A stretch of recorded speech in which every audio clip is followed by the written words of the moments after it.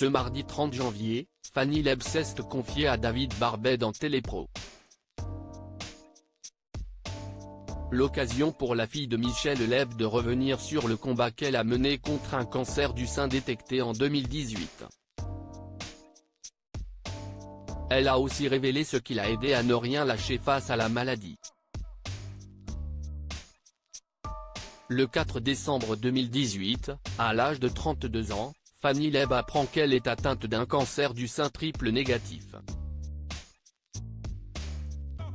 Invitée en septembre 2022 dans l'émission Ça commence aujourd'hui de Faustine Bollard sur France 2, elle a révélé comment elle a découvert sa maladie. C'était en studio. Il n'y avait pas de bouilloire, elle ne fonctionnait plus, donc j'ai été à la station-service d'Enphase, je demande un gobelet sans le petit capuchon en plastique et quand je veux pousser les portes du studio qui sont extrêmement lourdes. Le thé valse et me brûle le sein, racontait-elle. 3 jours après, elle constate une brûlure. C'est comme ça que je m'en suis rendu compte. Je touchais en continuant avec ma main, je me dis, j'ai une petite boule, là, poursuivait-elle. Fanny Leb a cœur ouvert sur l'épreuve du cancer qu'elle a traversée ce mardi 30 janvier, Fanny Leb a répondu à toutes les questions de David Barbet dans Télépro. Elle est ainsi revenue sur la sortie de sa toute première bande dessinée baptisée Face au vent, réalisée avec Cyrielle. Illustration. Une BD dans laquelle elle raconte son combat contre la maladie. Pourquoi avoir choisi ce format? Si est plus léger, ça dédramatise un peu. Si est pas larmoyant, si est là pour donner de l'espoir, si est une mise à nu. La vraie histoire de A à Z, il fallait qu'il y ait de l'humour dans cette bande dessinée, a-t-elle répondu. Dans la suite de l'entretien, celle qui avait participé à The Voice sur TF1 a révélé ce qui l'a aidé dans son combat contre la maladie.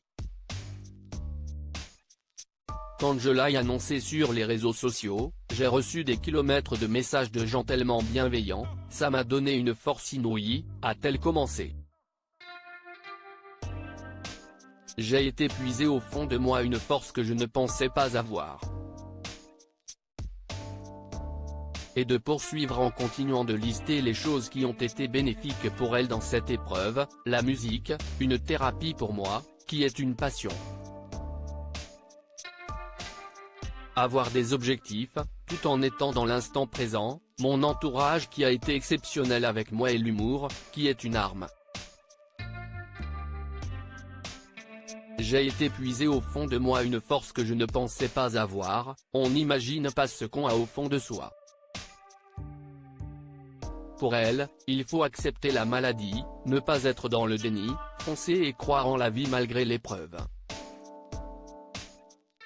J'ai tellement appris comment la vie était belle, même quand ça ne va pas.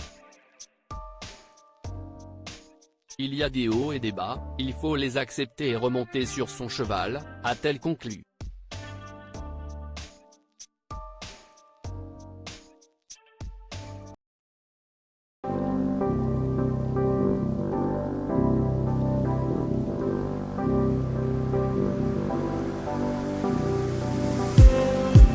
Just need